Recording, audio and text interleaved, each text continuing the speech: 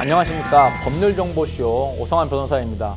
특허 전문 변호사의 지식재산 소송 노하우 네 번째 시간으로 유명 레스토랑의 레시피를 베껴 창업한 경우 영업비밀 침해에 해당될까요? 라는 주제로 설명드리겠습니다.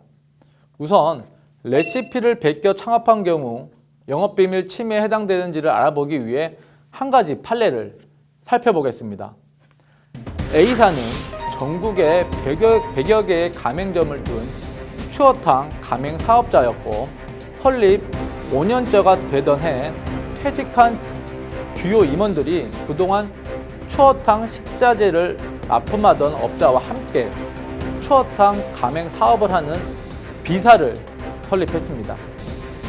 B사의 설립자들은 A사 재직 당시 취득한 추어탕 제조 비법을 그대로 접목시켜 월 1억 2천만 원의 매출을 올렸습니다.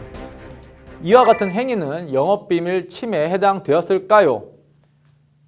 부정경쟁 방지법상 영업비밀이란 공공연히 알려져 있지 않고 독립된 경제적 가치를 가지고 있는 것이며 합리적인 노력에 의하여 비밀로 유지된 생산 및 판매 방법, 그 밖의 영업활동에 유용한 기술상 또는 경영상의 정보를 가리킵니다.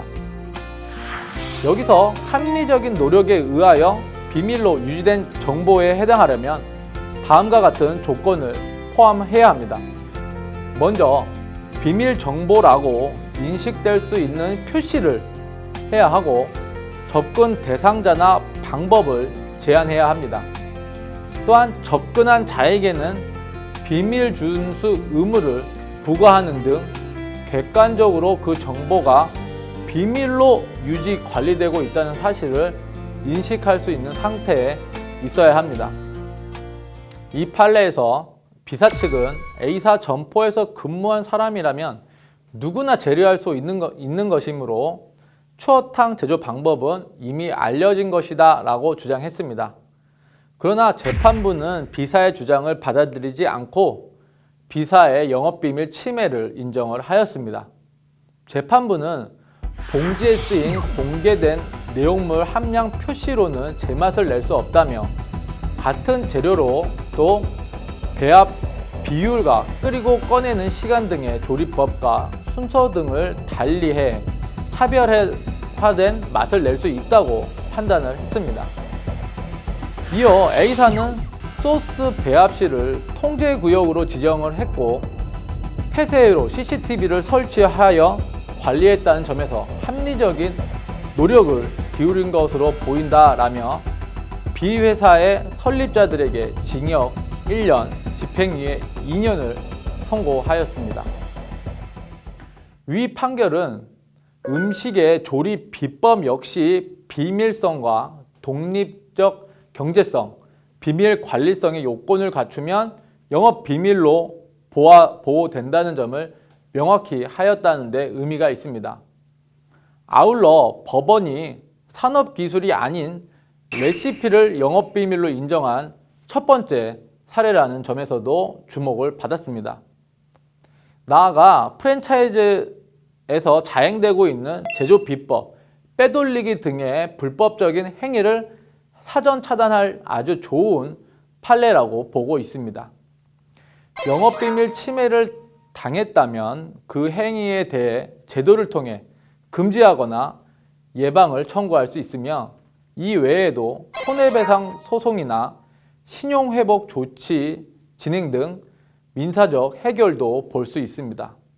형사적 방법으로는 업무상 비밀 누설죄로 상대를 처벌할 수 있으며 3년 이하의 징역, 금고 또는 10년 이하의 자격정지, 700만 원 이하의 벌금이 부과됩니다. 관련 분쟁이 시작되면 영업비밀 성립 요건의 충족 여부에 대해 다양한 법리적 공방이 오가는 만큼 소송에서 보다 유리한 지위를 점하려면 사업 운영상의 기밀 정보를 선제적이고 체계적으로 관리해 둘 필요가 있습니다.